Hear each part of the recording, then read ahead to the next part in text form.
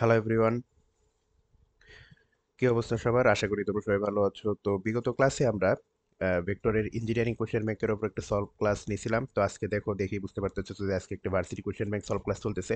তো তোমাদের সাথে আসলে এই ক্লাসগুলো নেওয়ার উদ্দেশ্যটা কি? যে তোমরা যারা ফার্স্ট ইয়ার আর সেকেন্ড ইয়ারের স্টুডেন্ট আছো, তোমরা যদি এখন থেকে মোটামুটি এই ধরনের কোশ্চেনগুলোর সাথে একটু হালকা টাচে থাকো, তাহলে তোমরা পরবর্তীতে যখন কেউ ভার্সিটি কোচিং করবা, কেউ ইঞ্জিনিয়ারিং কোচিং করবা, তখন কিন্তু এই কোশ্চেনগুলো সামনে আসলে মনে হবে যে আমি আসলে তখন কি সলভ করছিলাম আর এখন কি সলভ করতেছি। তো এখন থেকে যদি হালকা একটু প্র্যাকটিসের মধ্যে থাকা যায়, তাহলে কিন্তু পরবর্তীতে এই কোশ্চেনগুলো হালকা একটু ইজি লাগবে, ঠিক আছে? তো আর যারা তোমরা যারা এখন ইন্টারমিডিয়েট স্টুডেন্টস, তোমাদের কিন্তু সময় আসছে এগুলো হালকা হালকা টাস্ক পাওয়া, ঠিক আছে? তো বই পড়ার পাশাপাশি তো বা বোর্ড কোশ্চেন সলভ করার পাশাপাশি তোমাদের কিন্তু এগুলো আস্তে আস্তে বেশি বেশি সলভ করতে হবে, ঠিক আছে? যদি ভালো কিছু করতে হয় তোমাদের কিন্তু এগুলো টাচে থাকতে হবে, ঠিক আছে? তো তাহলে চলো ভাই আজকে দেরি না করে আমাদের ক্লাসটা শুরু করি। তো দেখো আজকে আমাদের প্রথম ম্যাথ। তো দেখো এক নম্বর ম্যাথটা কি বলছে যে ওয়ান মাইনাস ওয়ান ওয়ান অবস্থানে এ ভেক্টর একটা দেওয়া আছে, ডাইভারজেন্স বের করতে বলছে। তো ডাইভারজেন্স বের করার ফর্মুলাটা আমরা কি জানি আসলে?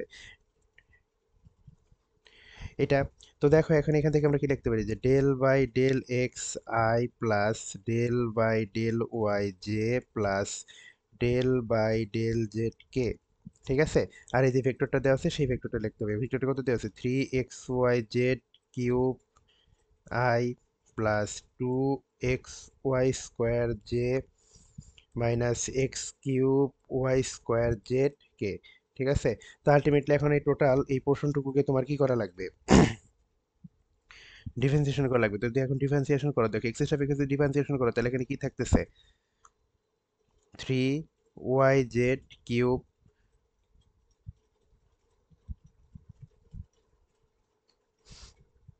তারপর কি থাকতেছে দেখো এখানে ওয়াই এর সাপেক্ষে যদি করা হয় তাহলে কি থাকে এখানে? 4xy,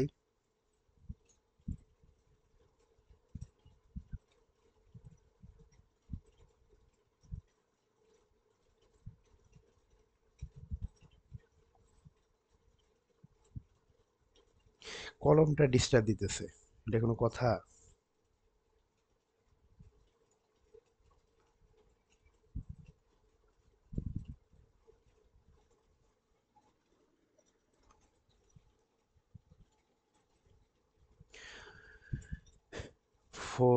4xy থাকে, ঠিক আছে? তারপর যদি আমরা জেড এর সাপেক্ষে করি, দেখো জেড এর সাপেক্ষে করলে এখানে কি থাকতেছে? আবার জেড এর সাপেক্ষে যদি করো তাহলে কি থাকতেছে এখানে? মাইনাস,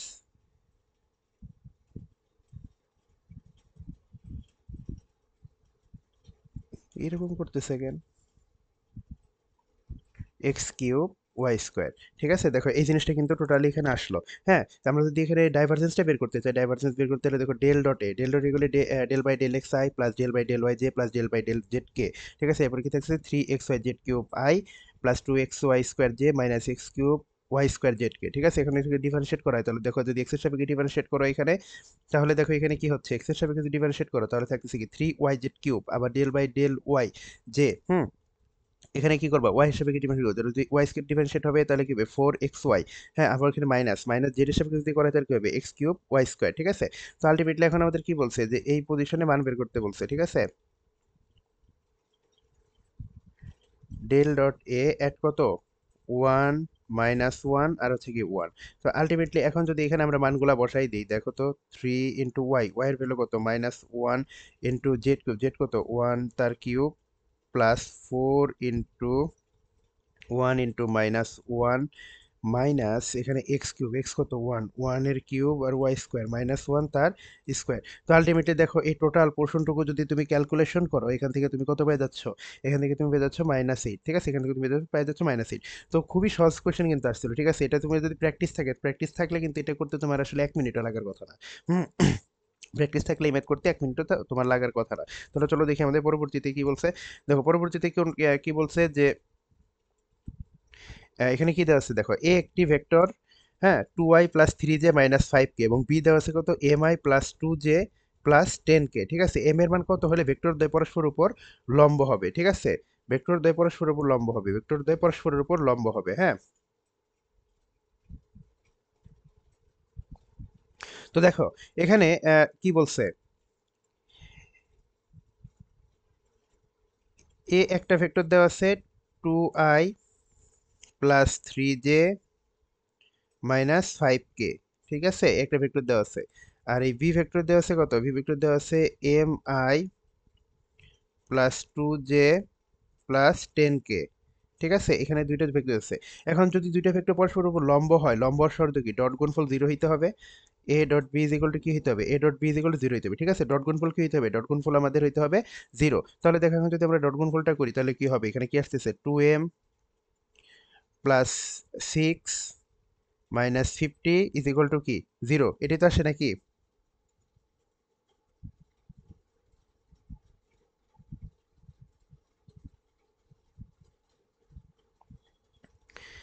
হ্যাঁ, এখন দেখো এখান থেকে যদি আমরা পরবর্তীতে ক্যালকুলেশন করি তাহলে দেখো কি আসতেছে, 2m ইজ ইকুয়াল টু আমরা কি লিখতে পারি 44, বা m ইজ ইকুয়াল টু কি আসতেছে 22, ঠিক আছে, m এর ভ্যালু আসতেছে 22। তাহলে এখান থেকে আমাদের দেখো কোশ্চেনটা যেটা আসছিল খুবই সহজ একটা কোশ্চেন, তুমি যদি প্র্যাকটিস করো এটা করতে তোমার আসলে 10 থেকে 15 সেকেন্ড সময় লাগার কথা, ঠিক আছে, 10 থেকে 15 সেকেন্ডের মধ্যে তুমি এটা সলভ করে আসতে পারবা। চলো দেখি আমাদের এটা কয় নাম্বার ম্যাথ ছিল, আগেরটা ছিল কত, ফার্স্ট ম্যাথ, এটা আমাদের সেকেন্ড ম্যাথ, ঠিক আছে, এটা আমাদের সেকেন্ড ম্যাথ। এই যে এই জায়গাটায় যখন স্লাইড বানানো হয়েছে বুঝছো, এই যে এইটুকুতে একটা সমস্যা হয়েছে। হ্যাঁ, এখানে কিছু একটা আছে, দেখো এখানে যে কার্সরটা একদম স্লো হয়ে যেতেছে, বাদ বাকি জায়গাটা কিন্তু মোটামুটি ঠিকই আছে, সমস্যা নাই। হ্যাঁ, সমস্যাটা হয়েছে এই যে এই জায়গায়, এই যে এই জায়গাটাতে, তো আমরা ওইটুকু অ্যাভয়েড করবো, ঠিক আছে। চলো দেখো 3 নম্বরটা কি বলছে আমাদের। তো 3 নম্বর কি বলছে যে এক মাঝি বৃষ্টির মাঝে 4 মিটার পার সেকেন্ড বেগে দৌড়াচ্ছে, বৃষ্টির বেগ যদি 6 মিটার পার সেকেন্ড হয়, ছাতার কৌণিক অবস্থান কত হলে বিকৃতি ছাতা থেকে রক্ষা করতে পারবে। আচ্ছা, এই তো খুবই কমন কনসেপ্টের ম্যাথ।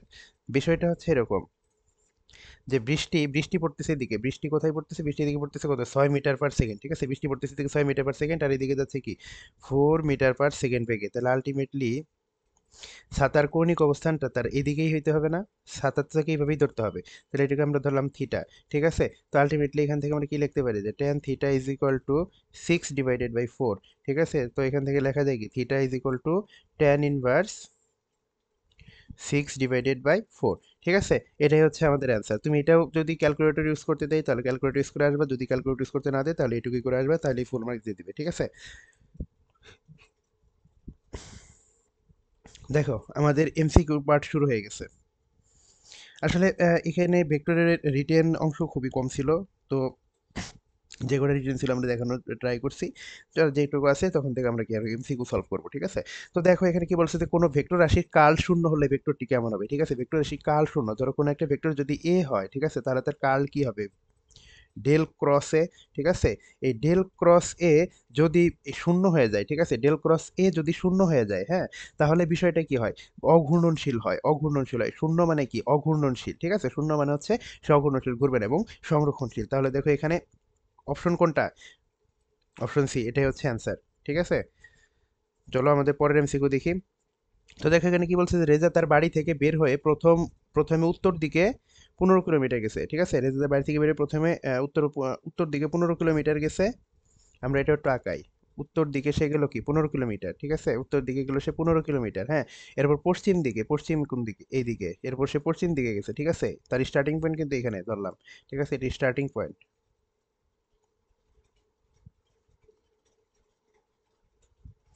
এটা হচ্ছে স্টার্টিং পয়েন্ট, ঠিক আছে। তো প্রথমে উত্তর দিকে গেছে কি 15 কিলোমিটার, তারপর পশ্চিম দিকে গেছে কি 10 কিলোমিটার, ঠিক আছে, এরপর আবার সে কি করছে দক্ষিণ দিকে গেছে 5 কিলোমিটার, ঠিক আছে, দক্ষিণ দিকে গেছে সে 5 কিলোমিটার। তাহলে এখন সে নিজের বাড়ির কোন দিকে দাঁড়িয়ে আছে, ঠিক আছে, দেখো তার নিজের বাড়ি ছিল এই যে এইখানে, ঠিক আছে, তার নিজের বাড়ি ছিল এইখানে, হ্যাঁ।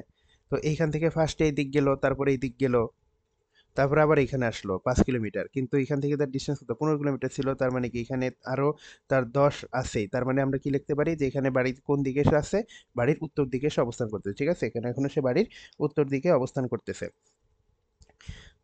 তাহলে চলো দেখি আমাদের পরবর্তী এমসিকিউ কি বলছে। দেখো আহ, অবস্থান ভেক্টর আর দেওয়া আছে, একটা ডেল ডট আর বের করতে বলছে, ঠিক আছে, ডেল ডট আর, ঠিক আছে, ডেল ডট আর যদি বের করতে চাও তাহলে del by del x i plus del by del y j plus del by del z k, ঠিক আছে। আর আর আর কি দেওয়া আছে, 3xi minus 2yj plus 4zk। ঠিক আছে। তো আলটিমেটলি দেখো এখানে যদি তুমি এটা ডিফারেন্সিয়েট করো তাহলে এখানে কি থাকতেছে, 3 মাইনাস 2 প্লাস 4। ঠিক আছে। তাহলে আলটিমেটলি থাকতেছে কি 5। তাহলে ডেল ডটারের মান কত, 5। 5 আছে না অপশনে, এটাই হচ্ছে অ্যান্সার। দেখো পরবর্তী ক্ষেত্রে কি বলছে, নিচের কোনটির ক্ষেত্রে del dot V is equal to zero. নিচের কোনটির ক্ষেত্রে del dot V is equal to zero. ঠিক আছে। এই জিনিসটা মানে কি, এই জিনিসটা মানে হচ্ছে কি ডাইভারজেন্স, কোনো একটা ভেক্টরের ডাইভারজেন্স। ঠিক আছে, কোনো একটা ভেক্টরের ডাইভারজেন্স যদি জিরো হয়ে যায়, হ্যাঁ, তাহলে সেটা কি হয়ে যায়, সলিনয়েডাল। আর সলিনয়েডালের চিত্র কোনটা, এটা। ঠিক আছে।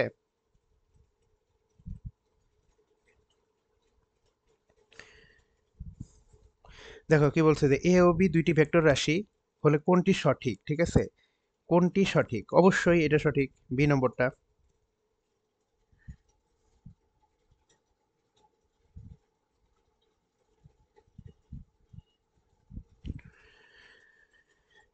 আচ্ছা দেখো পরে কি বলছে যে মান শূন্য নয় এরকম একটি ভেক্টরকে তার মান দিয়ে ভাগ করলে কি পাওয়া যায়, একক ভেক্টর। ঠিক আছে। ধরো কোনো একটা ভেক্টর এ, ঠিক আছে, এটাকে যদি তুমি এর মান দিয়ে ভাগ করো, ঠিক আছে, আলটিমেটলি তুমি পাওয়া যাবে কি, একক ভেক্টর। ঠিক আছে, এই একক ভেক্টরটা পাবা। দেখো কি বলছে যে ভেক্টর বিভাজনের দৃষ্টান্ত কোনটি বা ভেক্টর বিভাজনের উদাহরণ কোনটি। ঠিক আছে। চলন্ত গাড়িতে পড়ন্ত বৃষ্টি এটা কিন্তু ভেক্টর বিভাজনের উদাহরণ না। পাখির উড্ডয়ন এটাও কিন্তু ভেক্টর বিভাজনের উদাহরণ না। গাড়ির গতি এটাও কিন্তু ভেক্টর বিভাজনের উদাহরণ না। গাড়ি গুণ টানা এটা হচ্ছে ভেক্টর বিভাজনের উদাহরণ। ঠিক আছে। কারণ কারণ হচ্ছে তুমি যখন একটা নৌকার গুণ টানবা এই দিক দিয়ে, ঠিক আছে, এখানে ধরো একটা পাড় থেকে তুমি গুণ টানতেছো, হ্যাঁ, গুণ টানতেছো, তো তুমি যদি দেখো এখানে কিন্তু একটা উলম্ব অংশ এবং আনুভূমিক অংশে বিভাজিত হয়ে যাইতেছে। ঠিক আছে, আর উলম্ব অংশ আনুভূমিক অংশে বিভাজিত হয়ে যাইতেছে ফোর্সটা। এখানে আমরা বলতে পারি কি গুণ টানা হচ্ছে নৌকার, গুণ টানা নৌকার গতি হচ্ছে কি ভেক্টর বিভাজনের উদাহরণ। ঠিক আছে।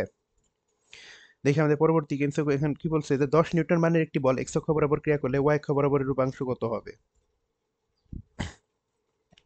দেখেন একটা চালাকির কোয়েশ্চেন।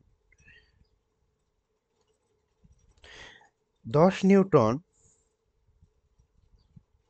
এটা যদি এক্স এক্সিস হয় আর এটা যদি ওয়াই এক্সিস হয়, 10 নিউটন এক্স এক্সিসে কাজ করতেছে। ঠিক আছে।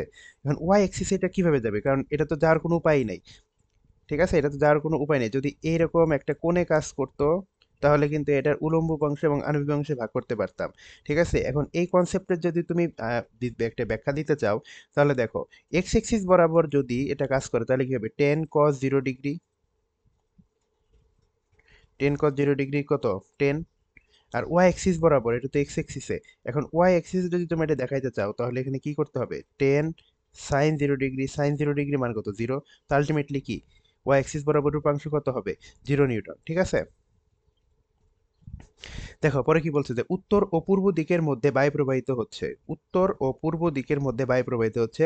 বায়ুর বেগের উত্তর ও পূর্ব দিকের অংশক যথাক্রমে 5 কিলোমিটার পার আওয়ার ও 12 কিলোমিটার পার আওয়ারের লব্ধি বেগ কত। জাস্ট সহজ বিষয়, একটু বুঝলে এটা শেষ। দেখো উত্তর দিকে 5, পূর্ব দিকে 12, আলটিমেটলি কোন দিকে, এই দিকে। ঠিক আছে। এর লব্ধি বেগ যদি আর হয় তাহলে আর ইজ ইকুয়াল টু কি লিখতে পারো, √5 স্কোয়ার প্লাস 12 স্কোয়ার। আলটিমেটলি কি হবে, 13। ঠিক আছে। চলো তাহলে কি বলছে, 3i - 4j প্লাস 12k ভেক্টরটির মান কত। ভেক্টরটির মান হচ্ছে √3 স্কোয়ার প্লাস -4 তার স্কোয়ার প্লাস 12 স্কোয়ার। তো এটাকে তুমি ক্যালকুলেশন করলে কত পাবা, 13। ঠিক আছে, অ্যান্সার হচ্ছে 13।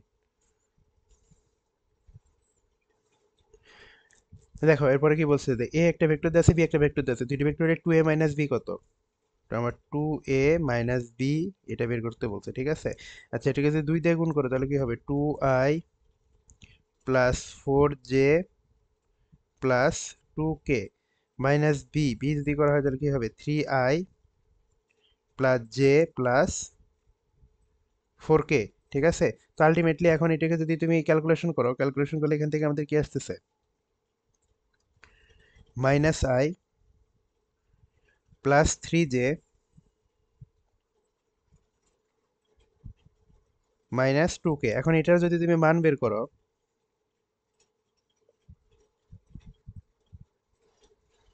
এটার যদি মান বের করো তাহলে কি হবে, -1 তার স্কোয়ার প্লাস 3 তার স্কোয়ার প্লাস -2 তার স্কোয়ার। ঠিক আছে, তো আলটিমেটলি এই টোটালটুকু ক্যালকুলেশন করলে দেখবে এখান থেকে আমাদের আসতেছে কি, √14।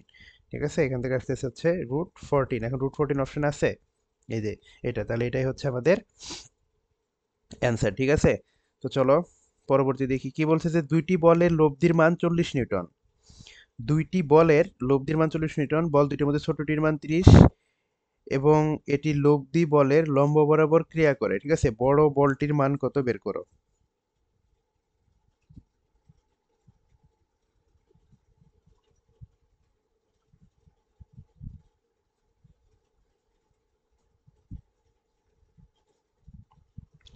দেখো কোশ্চেনটা একটু বোঝার ট্রাই করো।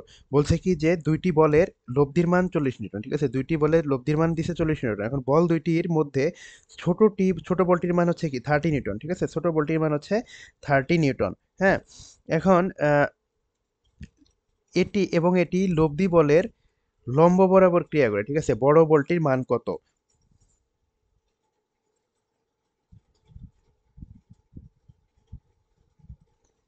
আচ্ছা, ধরলাম আমাদের ছোট বলটা পি, সেটা কাজ করতেছে এইদিকে, এবং এদের লব্ধি লব্ধি কাজ করতেছে কোন দিকে, এইদিকে। ঠিক আছে, তাহলে আর হচ্ছে কি 40, আর পি হচ্ছে কি 30। ঠিক আছে, পি হচ্ছে 30। এখন কি বলছে, এটি লব্ধি বলের লম্ব বরাবর ক্রিয়া করে। দেখো, এটা লব্ধি যদি কাজ করে তাহলে এটা লম্ব বরাবর ক্রিয়া করতেছে। ঠিক আছে, তাহলে বড় বলটির মান কত, বড় বলটির মান কত। ঠিক আছে, তো ধরলাম যে লব্ধি যদি এইদিকে কাজ করে তাহলে বড় বলটা অবশ্যই কি আমাদের এইদিকে কাজ করতেছে, এদিকে কাজ করতেছে না। একটু সুন্দর করে আঁকাই।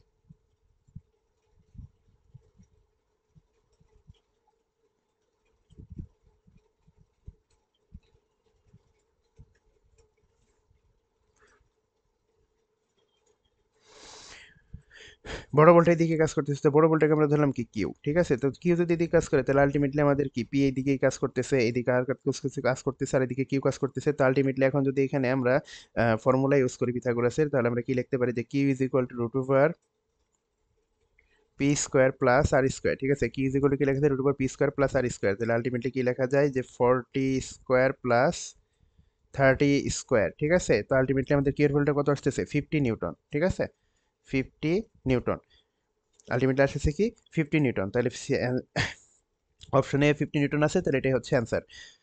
তো চলো দেখি আমাদের পরবর্তী ম্যাথ কি বলছে, দুইটি সমমানের ভেক্টর একটি বিন্দুতে ক্রিয়াশীল, এদের লব্ধির মান যে কোনো একটি ভেক্টর সমান ভেক্টর দুটি মধ্যবর্তী কোণ কত। ভেক্টর দুটি মধ্যবর্তী কোণ হচ্ছে 120 ডিগ্রি। ঠিক আছে, এটা আমাদের মুখস্থ, এটা আমরা আগে 100 বার সলভ করছি।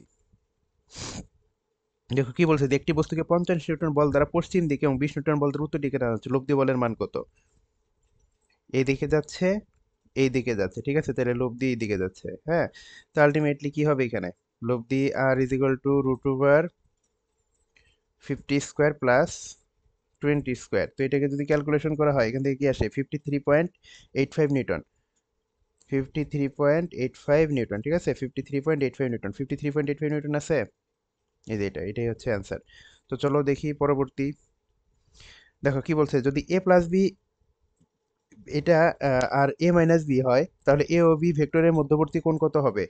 এ ও বি মধ্যবর্তী কোণ কত হবে বলো তো, π/2। এটা কিন্তু আমরা আগেই করছি, আমরা যখন ইঞ্জিনিয়ারিং কোশ্চেন ব্যাংক সলভিং ক্লাসটা করছি তখন কিন্তু এই অঙ্কটা কি আমরা একদম হুবহু করে দেখাই দিছি, এটা মুখস্থ করে ফেলবা। ঠিক আছে, এটা অনেকখানে কিন্তু আসে, এই ম্যাথে কিন্তু অনেক জায়গায় আসছে। ঠিক আছে, দেখো ইঞ্জিনিয়ারিং এ আসে, মেডিকেলে আসে, ভার্সিটিতে এটা দেখা যায়। ঠিক আছে, তো এই এই লাইনটা তোমরা একটু মুখস্থ করে ফেলবা। তো চলো দেখি আমাদের পরবর্তীতে কি বলছে, যে ভেক্টর এ বি সি এর মান যত থাকবে 12 5 3। ঠিক আছে, 12 5 13, এবং কি বলছে এ প্লাস বি সি এ ও বি ভেক্টরদের মধ্যবর্তী মান কত। ঠিক আছে,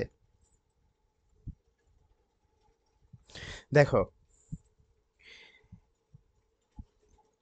বিষয়টা হচ্ছে এখানে, যে ধরলাম এ এই দিকে যাচ্ছে, বি এই দিকে যাচ্ছে, তাহলে আলটিমেটলি আমাদের সি কোন দিকে যাবে? এই দিকে, পিথাগোরাসের সূত্র অনুযায়ী।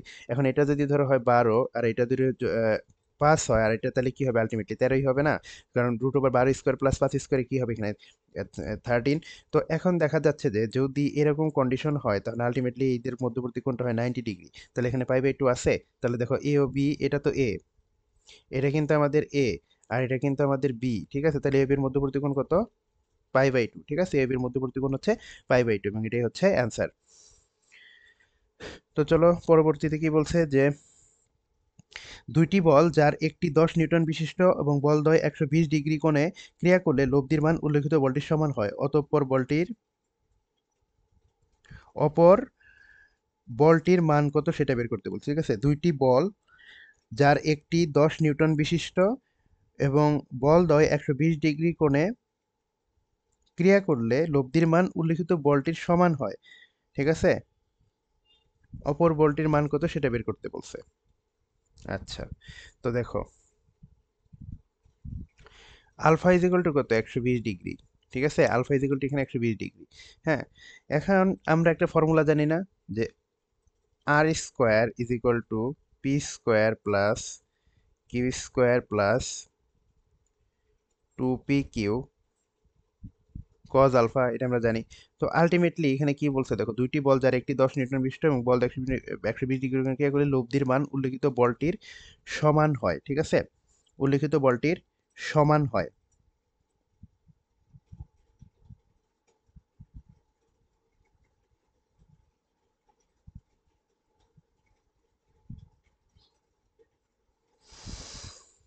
তো আলটিমেটলি আমরা এখানে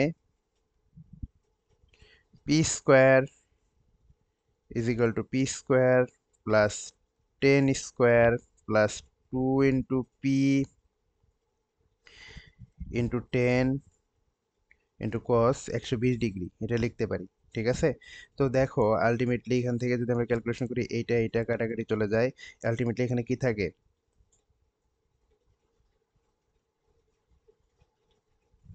পি ইন্টু p - 10 = 0, ঠিক আছে? তো আলটিমেটলি এখান থেকে আমাদের আসতেছে কি? p = 10। এখানে 10 আছে, এই যে এখানে আছে, বি নম্বরটা হচ্ছে অ্যান্সার, ঠিক আছে? বি নম্বরটাই হচ্ছে এখানে অ্যান্সার, ঠিক আছে?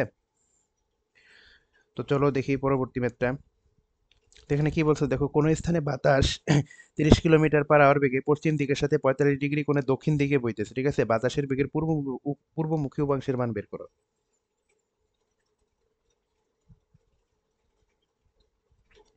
বাতাস যাচ্ছে এইদিকে 30 কিলোমিটার/আওয়ারে, ঠিক আছে? বাতাস যাচ্ছে এদিকে 30 কিলোমিটার/আওয়ারে।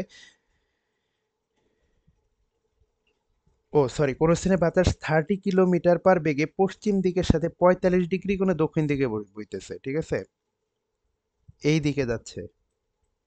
একটু ভুল বলছিলাম আগেরটা।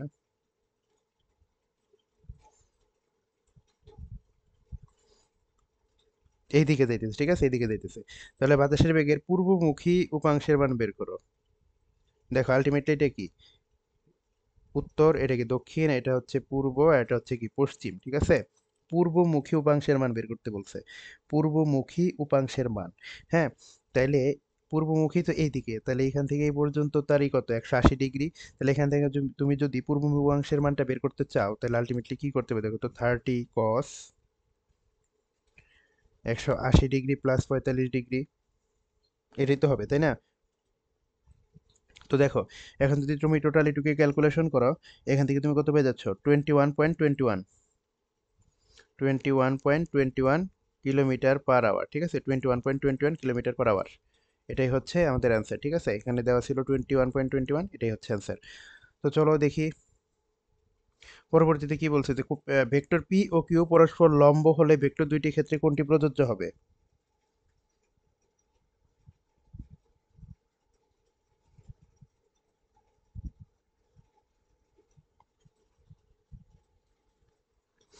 দেখো ভেক্টর পি ও কিউ পরস্পর লম্ব হলে ভেক্টর দুইটির ক্ষেত্রে কোনটি প্রযোজ্য হবে?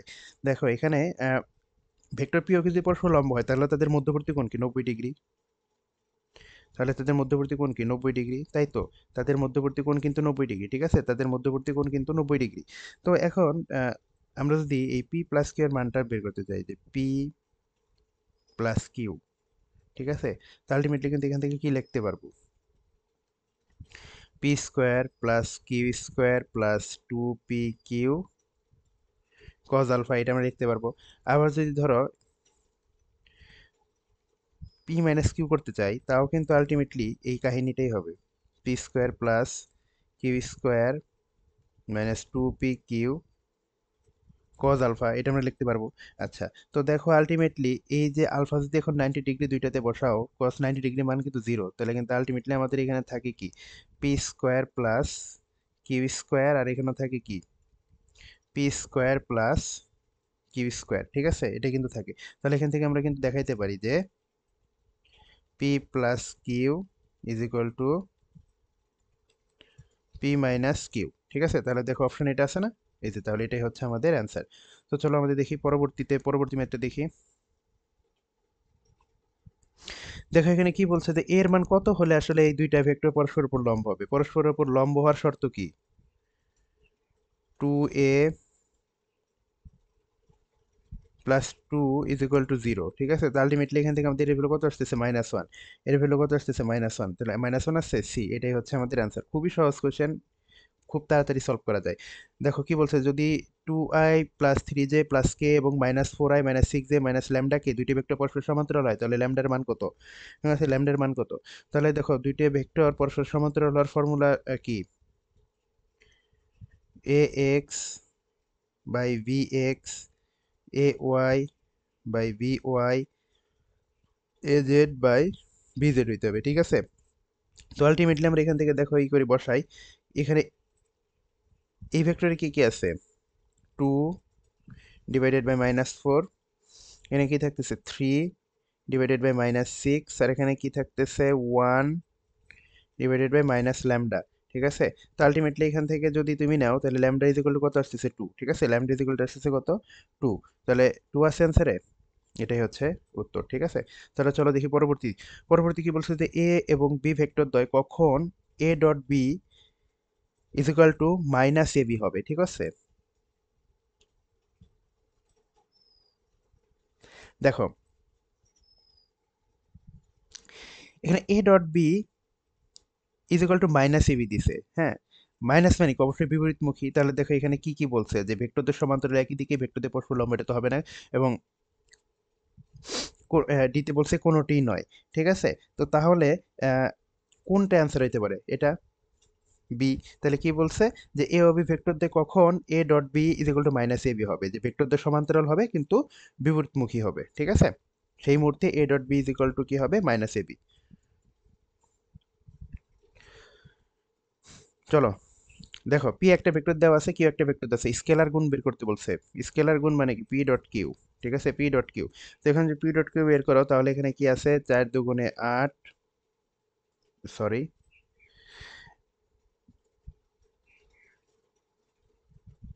4 এর সাথে যে, তাহলে কি 4, এখানে কি হবে +3, এখানে অ্যান্সার হবে 7, ঠিক আছে, অ্যান্সার হবে এখানে 7 আছে, এই যে এখানে 7 আছে, এটাই হচ্ছে অ্যান্সার। আচ্ছা চলো, তো পরবর্তী কি বলছে, দুইটি ভেক্টর দেওয়া আছে, এদের মধ্যবর্তী কোণ কত, ঠিক আছে, দুইটি ভেক্টর দেওয়া আছে, এদের মধ্যবর্তী কোণের মান কত। তো আমরা কি জানি, যে মধ্যবর্তী কোণ বের করার ফর্মুলা কি, যে cos theta is equal to, আমরা কি জানি, যে A dot B is equal to A B, ঠিক আছে। তো এখন তুমি এ ডট বি যদি করো, দেখো এ এখানে কি দেওয়া আছে, 3i -3j, আর বি দেওয়া আছে কি 5i প্লাস 5k, তো এখানে কি হবে 15 ডিভাইডেড বাই এর মান কত, এর মান আসতেছে হচ্ছে √3² প্লাস 3² ইন্টু এখানে কি থাকতেছে, বি এর ভ্যালু থাকতেছে √5² প্লাস 5², ঠিক আছে। তো আলটিমেটলি এখান থেকে তুমি যদি থিটার ভ্যালুটা বের করে ফেলো, এখানে কি থাকতেছে, যে কজ ইনভার্স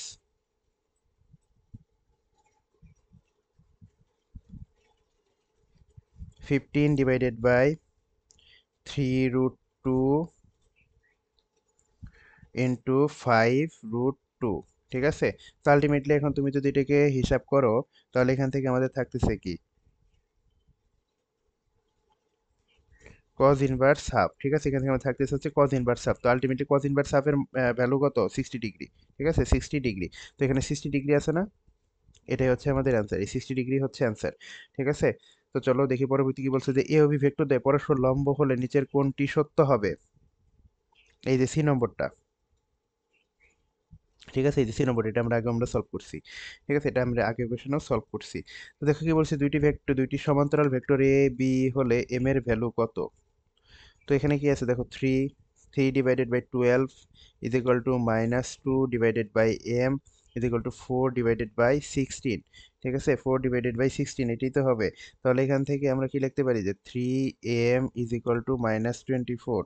ঠিক আছে, বা m ইজ ইকুয়াল টু কি লেখা যায়, -8। ঠিক আছে, m ইজ ইকুয়াল টু আমরা লিখতে পারি -8, -8 আছে এখানে, এটাই হচ্ছে অ্যান্সার। ঠিক আছে, এটাই হচ্ছে অ্যান্সার। তো চলো দেখি পরবর্তীতে, এখন কি বলছে, তিনটি ভেক্টর এ বি সি যাদের মান যথাক্রমে 3 4 ও 5 এবং যোগ করলে 0 হয়, অর্থাৎ এ প্লাস বি প্লাস সি 0, তাহলে সি ক্রস এ ক্রস বি এর মান কত।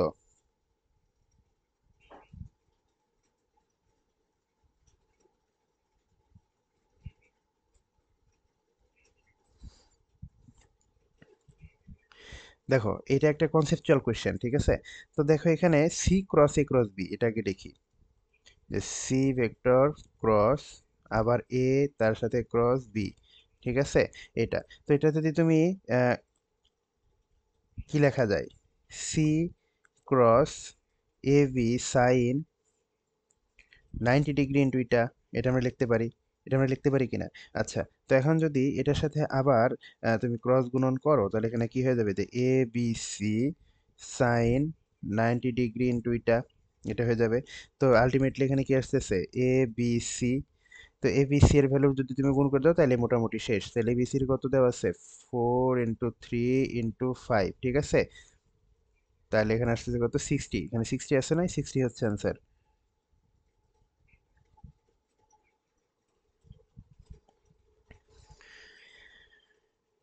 তো চলো দেখি আমাদের পরবর্তী এমসিকিউ বলছে যে ক্রিয়া প্রতিক্রিয়ার মধ্যবর্তী কোণের মান কত।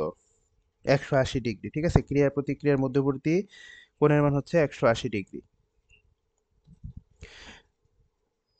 দেখো একটি কণার ওপর এফ একটা ভেক্টর দেওয়া আছে 10i + 10j + 10k, এবং আর দেওয়া আছে 2i + 2j - 2k। ঠিক আছে, সম্পাদিত কাজের পরিমাণ কত। আমরা কাজ ডাব্লিউ ইজ ইকুয়াল টু কি জানি, যে এফ ডট আর। ঠিক আছে, এফ ডট আর, তো এখানে এফ কত দেওয়া আছে, 10i + 10j + 10k। ঠিক আছে, আর আর আর কত দেওয়া আছে, 2i + 2j - 2k। ঠিক আছে, তাহলে আমি এটা ডট গুণন করলে, সে ডট গুণন করো এখানে, তাহলে কি হবে, 20 + 20 - 20। ঠিক আছে, তো আলটিমেটলি আমাদের হচ্ছে কি 20, এখানে 20 আছে না, এই 20 হচ্ছে অ্যান্সার।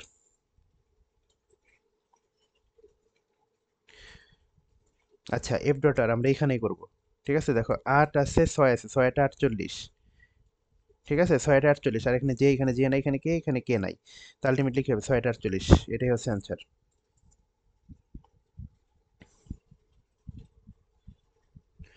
দেখো আমাদের পরের কোশ্চেন, কোন ভেক্টরটি এ ভেক্টর দেওয়া আছে কি 4i + 3j এর উপর লম্ব।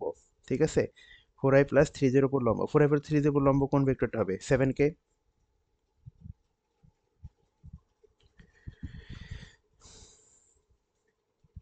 চলো এখানে কি বলছে দেখো, A dot B is equal to A cross B দেওয়া আছে, তাহলে এ ও বি এর মধ্যবর্তী কোণের মান কত, এ ও বি এর মধ্যবর্তী কোণের মান কত। ঠিক আছে,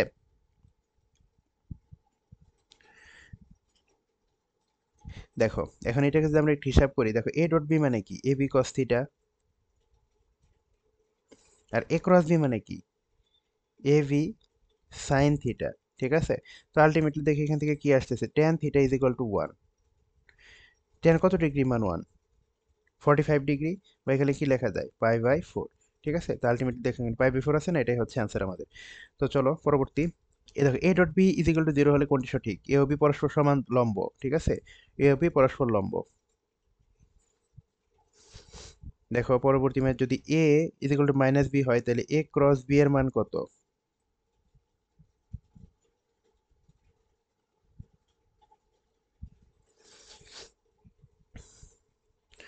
দেখো এখানে এ হয়েছে কি -বি। ঠিক আছে, তাহলে এখন যদি তুমি এ ক্রস বি করো, ঠিক আছে, এখানে যদি এ ক্রস বি করো, তাহলে দেখো এখানে আরেকটা কথা আছে। যদি a is equal to minus B হয় তাহলে এদের মধ্যবর্তী কোণ হয়ে যাবে কত 180 ডিগ্রি, ঠিক আছে, এদের মধ্যবর্তী কোণ হবে কত 180 ডিগ্রি। তো তাহলে এখানে a ক্রস বি যদি করা হয় তাহলে এখানে কি হবে, a ভেক্টরের মান বি ভেক্টরের মান টু সাইন 180 ডিগ্রি। তো আলটিমেটলি এটা রেজাল্ট কত আসতেছে 0, ঠিক আছে, এটা রেজাল্ট আসতেছে কত 0, ঠিক আছে। দেখো পরবর্তী কোশ্চেন কি বলছে, দুইটি ভেক্টর এ দেওয়া আছে আর বি দেওয়া আছে, এদের মধ্যবর্তী কোণ কত। তো মধ্যবর্তী কোণ বের করে ফর্মুলা আমরা জানি যে cos θ is equal to a dot v divided by a B, ঠিক আছে। তোমরা এখানে বসে ক্যালকুলেশনটা করে নিবে, আমি আর ক্যালকুলেশন করলাম না, এই ধরনের ম্যাথ অনেকগুলা করা হয়েছে। তো আমি খালি উত্তরটা দেখাই দিই, এখানে উত্তরটা হচ্ছে এ, ঠিক আছে, এ 60 ডিগ্রি। এই ফর্মুলাতে দাস মানগুলো বসাই দিবা, বসাইলে দেখবা যে মোটামুটি সব সলভ হয়ে যাইতেছে, ঠিক আছে। তো চলো পরবর্তী কি বলছে। পরবর্তী বলছে দেখো, যদি এ বি ও সি তিনটি ভেক্টর রাশি দেওয়া আছে এবং C is equal to A cross B হয় তাহলে সি এর দিক হবে কি হবে, সি এর দিক হবে কোনটা।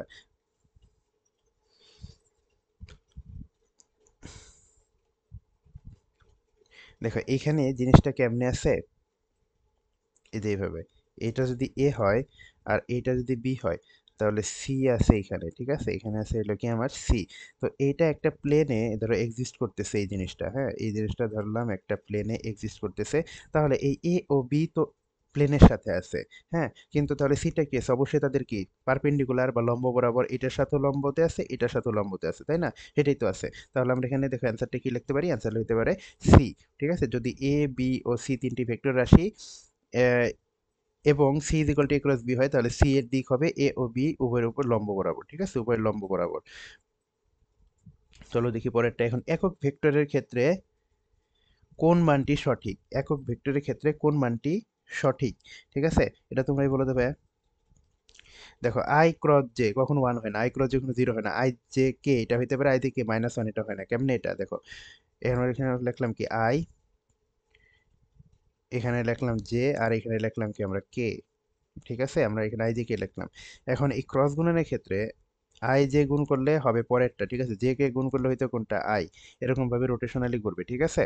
তো আমরা এখানে কোনটা অ্যান্সার, সি নম্বর।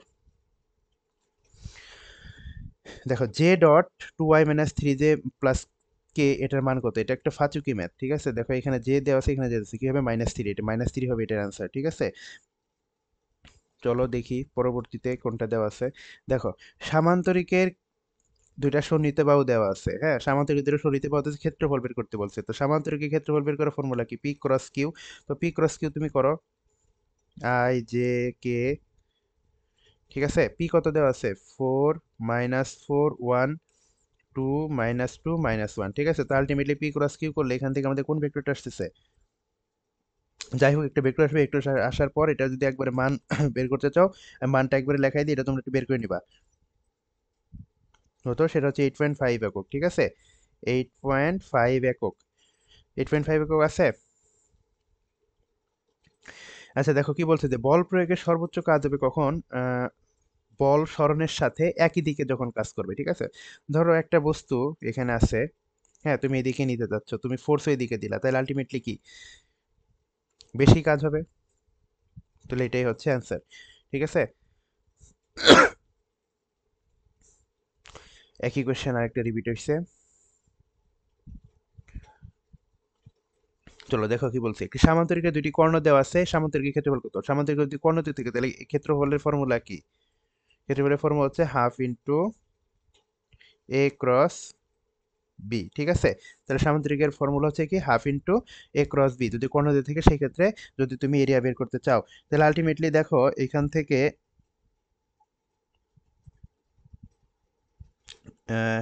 যদি ক্যালকুলেশন করা হয়, আমি অ্যান্সারটা জাস্ট বলে দিই, তুমি এটা বসায় এখানে হিসাবটা করে নিবা। তো এখানে অ্যান্সারটা আসছে কত 5.59, ঠিক আছে। আমি থিওরি কিন্তু বলে দিতেছি আসলে কোন কিভাবে করতে হবে, বাকিটুকু তোমরা একটু ক্যালকুলেশন করে মিলাই নিও, ঠিক আছে। দেখো এখানে কি বলছে, যদি p is equal to i minus j plus k এবং q is equal to i plus j minus k হয়, সামান্তরিক দুটি সমীকরণ দিয়ে করে, তাহলে সামান্তরিক ক্ষেত্রফল কত, সামান্তরিক ক্ষেত্রফল হচ্ছে পি ক্রস কিউ, ঠিক আছে, এবং এটার মান যা সেটা বের করবা। এটা আমি লিখলে অ্যান্সারটা দেখাই দিই, অ্যান্সার হচ্ছে এ 2√2, ঠিক আছে, 2√2। দেখো এখানে আরেকটা ম্যাথ, একটি কাঠের খণ্ডকে অনুভূমিকের সাথে 60 ডিগ্রি কোণে 200 নিউটন বলে টানা হলে বাক্সটির উপর অনুভূমিকের দিকে কার্যকরী বল কত? ঠিক আছে, একটা বাক্স মেঝের সাথে 60 ডিগ্রি কোণে টানতেছে, ঠিক আছে, সরি এখানে না, 60 ডিগ্রি কোণে টানতেছে, ঠিক আছে, 200 নিউটন ফোর্স, 200 নিউটন ফোর্স। তো আলটিমেটলি এখান থেকে যদি আমি অনুভূমিক অংশটা বের করতে চাই তাহলে কি লিখতে পারি যে 200 cos 60 ডিগ্রি। তো আলটিমেটলি এখান থেকে যদি হিসাবটা করো তাহলে এখানে আসছে কত, 100 নিউটন, ঠিক আছে, 100 নিউটন। তাহলে এটাই হচ্ছে আমাদের কি অ্যান্সার। দেখো একটা পরবর্তী ম্যাথ কি বলছে যে বৃষ্টি চলাকালীন একজন লোক 10 মিটার পার সেকেন্ড বেগে চলছে, যদি বৃষ্টি 10 মিটার পার সেকেন্ড খার নিচের দিকে পড়ে তাহলে কত ধরতে হবে অনুভূমিকের সাথে 45 ডিগ্রি কোণে। ঠিক আছে, এটা একদম মুখস্থ, এটা আসলে করারও দরকার নাই, কারণ কি দেখো,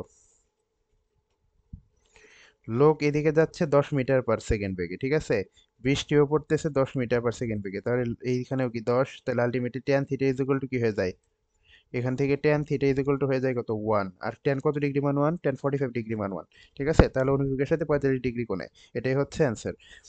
চলো দেখো এখানে কি বলছে যে সুরমা নদীতে স্রোতের বেগ দেওয়া আছে কত, 3 কিলোমিটার পার আওয়ার, একজন ব্যক্তি 5 কিলোমিটার পার আওয়ার বেগে নৌকা চালাতে সক্ষম, নদীর প্রস্থ দেওয়া আছে, স্রোতের সাথে কত ডিগ্রি করে নৌকা চালালে সে 12 মিনিটে নদীর অপর পারে একটি নির্দিষ্ট ঘাটে পৌঁছাতে পারবে, ঠিক আছে। আচ্ছা, আমরা একটা ফর্মুলা জানতাম না যে t is equal to d divided by u sine alpha.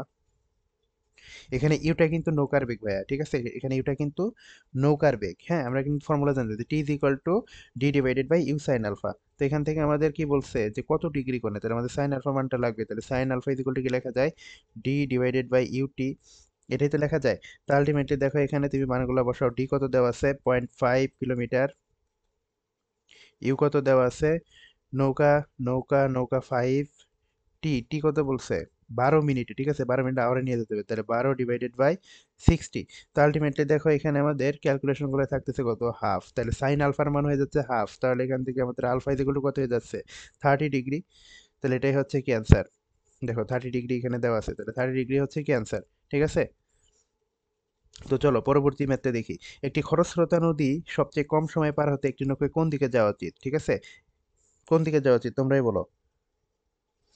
একদম অপোজিট শোর, অপোজিট শোর মানে কি একদম ডিরেক্ট প্রস্থ বরাবর, প্রস্থ বরাবর তোমাকে রওনা দিতে হবে, তাহলে তুমি দেখবা খুব কম সময়ে পৌঁছাতে পারতেছো, ঠিক আছে। তো ভাইয়া দেখো আজকে আমরা মোটামুটি প্রায় 52টা ম্যাথ সলভ করছি এমসিকিউ রিটেন মিলায়ে। তো ভার্সিটি কোশ্চেন ব্যাংকের ভেক্টরের মোটামুটি মনে হয় না যে আর কোনো অঙ্ক বাদ আছে, তো আমরা আহ, আজকে প্রায় সবগুলা জিনিস মোটামুটি একটা শেষ করলাম, ঠিক আছে। ভার্সিটি কোশ্চেন ব্যাংক সলভ করলাম। তো ভার্সিটি কোশ্চেন ব্যাংক সলভে একটা জিনিস খেয়াল করছো, সবকিছু কিন্তু সহজ কোশ্চেন গুলো আসছে, ঠিক আছে, সব কিন্তু একদম সহজ কোশ্চেন আসছে, কোনো জটিল কিন্তু কোনো কোশ্চেন আসে নাই।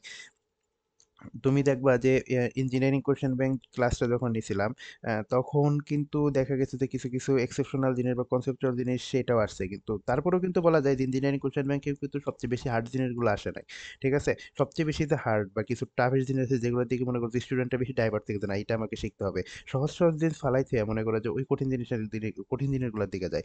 তো আলটিমেটলি তোমাদের আগে এই সহজ জিনিসগুলাই ক্যাপচার করতে হবে, ঠিক আছে, তুমি সহজ জিনিসগুলো মাথার মধ্যে আগে সবচেয়ে বেশি করে ক্যাপচার করো, তারপরে দেখো যে আসলে পরবর্তীতে কি হয়, ঠিক আছে। তুমি সহজ জিনিস মাথায় নিয়ে নিয়ে আগে যদি কঠিন দিকে যাও তাহলে তো দুইটাই আমসালা সবই গেল, তাই না। তো আগে তোমাকে কি করতে হবে, তোমাকে আগে সবার আগে সহজ সহজ জিনিসগুলো সেলফ শেষ করতে হবে, তারপর আস্তে আস্তে কঠিন দিকে যাইতে হবে, ঠিক আছে। তো আমরা আজকে ভার্সিটি কোশ্চেন ব্যাংকের ভেক্টরের যে পার্টটুকু সলভ করছি, এই সলভে দেখা গেছে যে মোটামুটি কিন্তু এমসিকিউ বলো রিটেন বলো সকল ভার্সিটি যেগুলো ছিল বিশ্ববিদ্যালয়ের কোশ্চেন সেগুলো কিন্তু আমরা মোটামুটি একটা সলভ করে শেষ পর্যায়ের দিকে নিয়ে আসছি, ঠিক আছে। তো তাহলে ভাই আজকে এই পর্যন্তই, তোমরা এই ম্যাথগুলো একটু বেশি বেশি সলভ করা প্র্যাকটিস করবা, এবং প্র্যাকটিস করার পরে বসে থাকবা না, ঠিক আছে। দেখবা যে প্রতিদিন একটু হালকা একটু টাচে থাকবা যে সব কিছু জিনিস, এখন তোমাদের কিন্তু এগুলো দেখার সময় আসছে, তুমি যদি এখন এগুলো মোটামুটি হালকা পাতলা দেখতে থাকো পরবর্তীতে তুমি এগুলো সেগুলো খুব ইজি মনে হবে ভাই, ঠিক আছে।